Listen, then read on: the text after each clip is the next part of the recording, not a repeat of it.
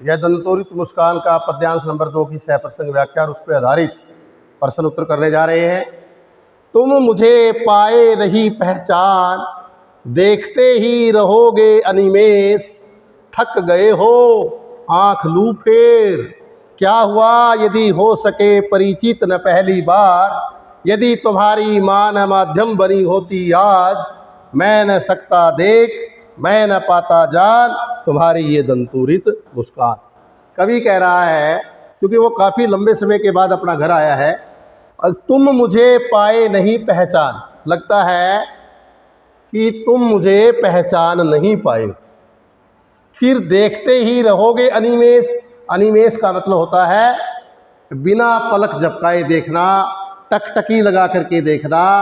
कहता है क्या तुम इसी तरह टकटकी लगा करके मुझे देखते रहोगे, थक गए हो। अगर तुम इस तरह टकटकी लगा करके बिना पलक झपकाए मुझे देखते रहोगे तो तुम थक जाओगे, आंख लू फेर। अच्छा है कि तुम थक ना जाओ, इसलिए मैं मेरी आंखें तुम्हारी ओर से हटा लेता हूँ। क्या हुआ? कहता कोई बात नहीं, यदि न हो सके परिचित पहली बार।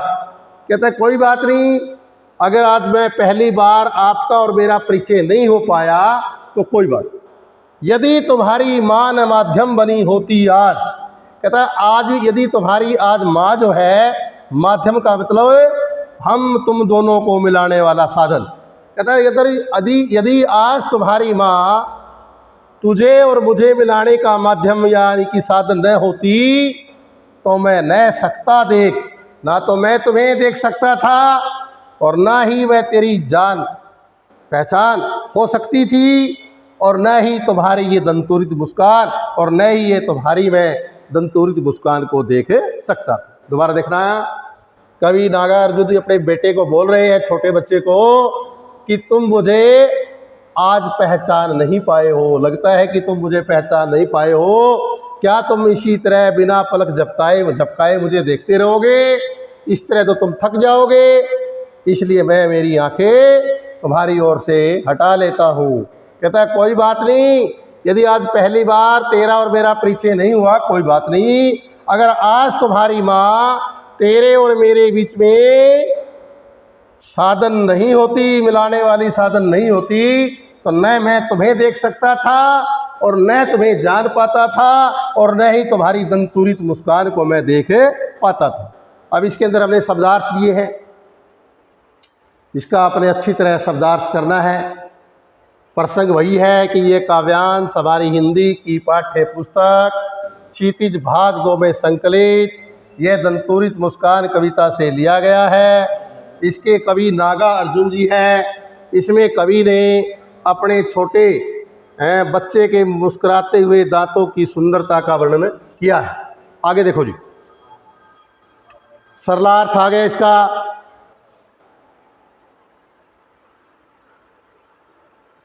सरलार्थ हो गया। अब इसके आधार पे हम प्रश्न उत्तर देखेंगे। ऊपर करो इसको थोड़ा सा। इसका प्रश्न नंबर एक, प्रस्तुत काव्यांश का भाव सौंदर्य लिखिए। जरा इसको ऊपर दिखाएंगे आप, प्रश्न नंबर 1 को ऊपर दिखाएं आप।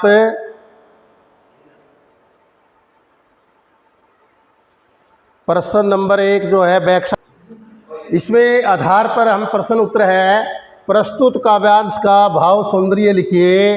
इसमें कवि ने अपने छोटे बच्चे के मुस्कुराते हुए दांतों का जो है वर्णन किया है। अब आगे इसका अगला पेज निकालिए। इसका प्रश्न नंबर 2 है। प्रश्न नंबर 2, प्रस्तुत काव्यांश की भाषा वैशिष्ट्य बताइए। इसमें साहित्यिक खड़ी बोली का प्रयोग हुआ है, जिसमें तत्सम व तद्भव शब्दों का प्रयोग हुआ है, वर्णनात्मक शैली का प्रयोग है। प्रस्तुत काव्यांश का शिल्प सौंदर्य या काव्य सौंदर्य बताइए। वही बात, पहले हम भाव बताएंगे कि इसमें कवि ने अपने छोटे बच्चे के मुस्कुराते हुए दांतों की सुंदरता का वर्णन किया है। साहित्यिक खड़ी बोली है, जिसमें तत्सम व तद्भव शब्दों का प्रयोग हुआ है। आगे निकालिए इसको।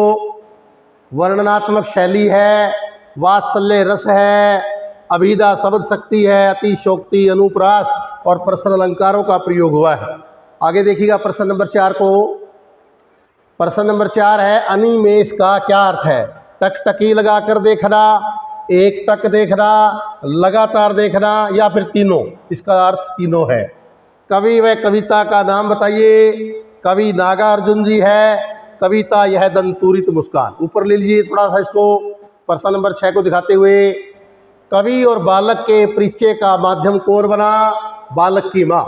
यह दंतूरित मुस्कान कविता के रचयिता कौन है? नागार्जुन।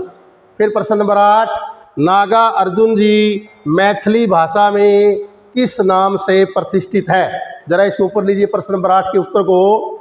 ये कह रहा है कि नागार्जुन जी मैथिली भाषा में किस नाम से प्रतिष्ठित है? यात्री के नाम से इसमें जो है प्रतिष्ठित है।